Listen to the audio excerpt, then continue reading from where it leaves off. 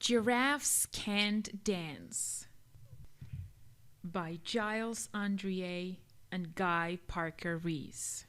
Gerald was a tall giraffe whose neck was long and slim, but his knees were awfully crooked and his legs were rather thin. He was very good at standing still and munching shoots of trees.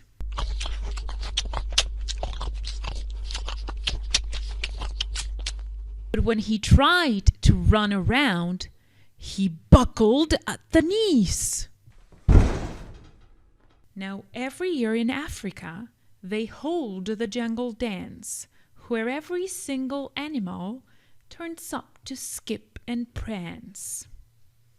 And this year, when the day arrived, poor Gerald felt so sad, because when it came to dancing, he was really very bad. The warthogs started waltzing.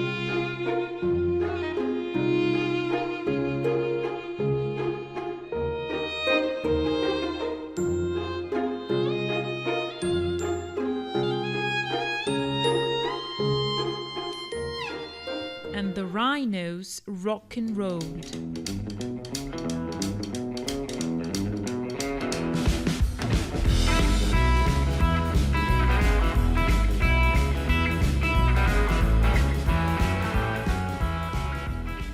The lions danced a tango that was elegant and bold.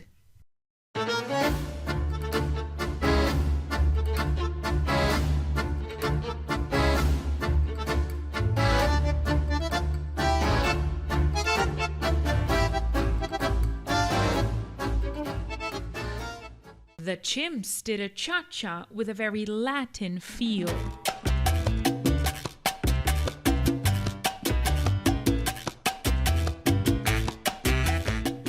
And 8 baboons then teamed up for a splendid Scottish reel.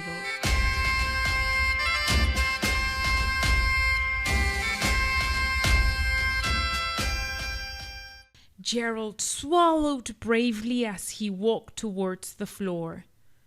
But the lions saw him coming, and they soon began to roar. "Hey, look at clumsy Gerald!" The animals all sneered. "Giraffes can't dance, you silly fool!" "Oh, Gerald, you are so weird!" Gerald simply froze up. He was rooted to the spot. "They're right," he thought. "I'm useless. Oh, I feel like such a clod." So he crept off from the dance floor and he started walking home. He'd never felt so sad before. So sad and so alone. Then he found a little clearing and he looked up at the sky. "The moon can be so beautiful," he whispered with a sigh. "Excuse me," coughed a cricket, who'd seen Gerald earlier on. "But sometimes when you're different, you just need a different song. Listen to the swaying grass and listen to the trees. To me, the sweetest music is those branches in the breeze. So imagine that the lovely moon is playing just for you. Everything makes music if you really want it to."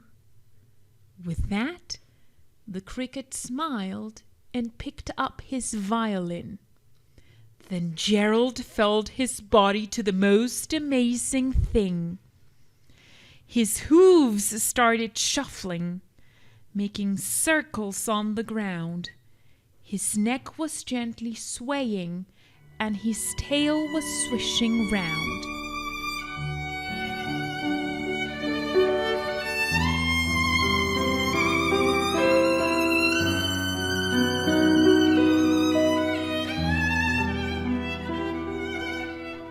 He threw his legs out sideways and he swung them everywhere. Then he did a backward somersault and leaped up in the air. Gerald felt so wonderful. His mouth was open wide. "I am dancing! Yes, I am dancing! I am dancing!" Gerald cried. Then, one by one, each animal who'd been there at the dance arrived while Gerald boogied on and watched him quite entranced. They shouted, "It's a miracle! It must be in a dream! Gerald's the best dancer that we've ever seen! How did you learn to dance like that? Please, Gerald, tell us how!" But Gerald simply twirled around and finished with a bow. Then he raised his head and looked up at the moon and stars above. "We can all dance," he said, "when we find music that we love."